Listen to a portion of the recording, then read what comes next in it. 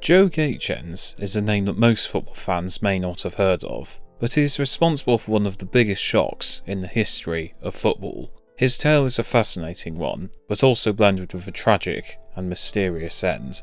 This is a story of Joe Gaetjens, a Hatian-American hero.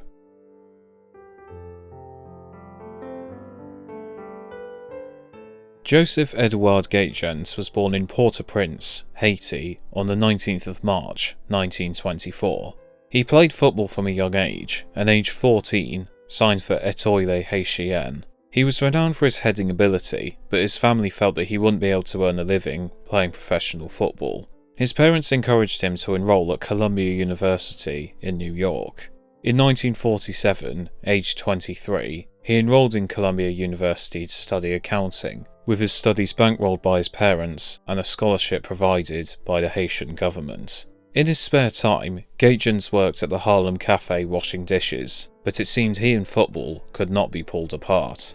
The owner of the cafe, Eugene Diaz, had recently purchased Brookhaven Football Club, who were in the American Soccer League, the equivalent of the MLS at the time. Gaetjens was invited to join Brookhaven, and it soon paid off. In his first season at the club, Brookhaven would finish as runners-up in the 1948 National Challenge Cup, and Gaetjens netted 14 goals in the process.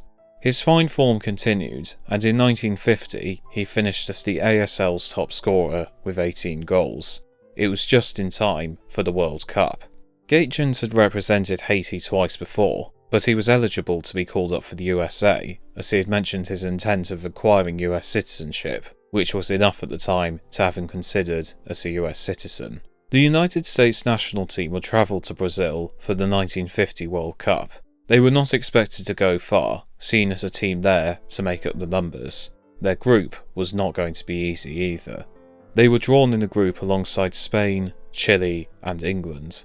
Their opener against Spain saw the Spanish emerge as 3-1 winners. It was a bad start for the Americans, and their next game didn't seem like it would be any easier. The USA would be up against England. England were one of the favourites for the tournament, and boasted the likes of Billy Wright, Alf Ramsey, Stan Mortensen and Tom Finney. It was expected to be a whitewash. England hit the ground running, bombarding the Americans with 6 shots on goal in the opening 12 minutes. But they couldn't get the ball in the net, and started to get frustrated. A rare attack emerged for the Americans in the 37th minute. Left half Walter Barr took a shot at goal from 25 yards out. English goalkeeper Bert Williams positioned himself to meet it, but as it went towards him, Gaetjens met the ball with his head. The ball was diverted, and before Williams could change position, the ball was in the net. The USA had a shock lead. England emerged for the second half desperate to get back into the game and meet their expectations. A Jimmy Mullen header took England agonisingly close to levelling, but a great last-ditch save from US goalkeeper Frank Borghi kept it out. England were unable to find an equaliser, and the game finished 1-0 to the USA. A team of amateurs had defeated a side containing some of the best players in the world. It was one of the biggest shocks in the history of football. Gaetjens was anointed a hero and was carried off the pitch by supporters at full time. The United States would lose their final game to Chile 5-2, and whilst they finished bottom of their group, they had cemented their place in history with their victory over the English. Gaetjens would try his hand at professional football and move to France to join Racing Club. He would also turn out for Olympique Lyonnais, but unfortunately, issues with knee injuries meant he was unable to fulfill his potential on the other side of the Atlantic. Gaetjens would return to Haiti in 1954 and was welcomed back as a national hero. He would rejoin Étoile Haitienne and played for 3 more years before retiring in 1957. After his retirement, he set up a dry cleaning business, combining it with coaching football to youngsters. But around this time, political turmoil in Haiti was rife. In 1957, François Papadoc Duvalier was elected president of Haiti. Duvalier was keen to keep himself in power by means of force. During his 14-year rule, over 30,000 people were estimated to have been killed by his regime, as he stamped out anyone he felt was in his way, and sadly, one of these people was Joe Gaetjens. Joe Gaetjens considered himself apolitical, but he had ties to people who were involved in politics.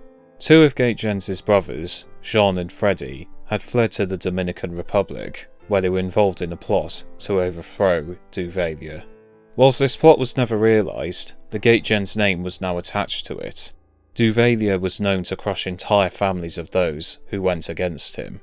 In 1964, Duvalier declared himself president for life. Along with his brothers, the rest of Gaetjens' extended family also fled the country. But despite his family's appeals, Joe Gaetjens decided to stay in Haiti, feeling the regime would not get him. On the 8th of July, 1964, two members of the Haitian Armed Forces forced their way into one of Gaetjens' dry cleaning shops. They held a gun to Joe Gaetjens' head before dragging him out of the shop and putting him in the back of a car. He was taken to Fort de Monche, a prison that was well known for its inhumane tortures and executions. What exactly happened to Gaetjens next is a mystery, and his wife and children, who fled to Puerto Rico in 1966, did not receive confirmation of Gaetjens' death until 1972, the year after Francois Duvalier passed away. Joe Gaetjens' body has never been found, and what exactly happened in the final moments of his life will forever remain unknown. Joe Gaetjens' life is one that was tragically cut short by a paranoid dictatorship, and whilst his story did not have a happy ending, his name is one attached to legend in both Haiti and America. In 1972, a match in his honour was held between the New York Cosmos and a side made up of local Haitians at the Yankee Stadium. 4 years later, he was inducted into the United States National Soccer Hall of Fame. What happened to Joe Gaetjens in the end is a mystery, but his legend lives on in the footballing world, and he will forever be the man responsible for one of the biggest shocks in the history of football, a moment that nobody can ever take away.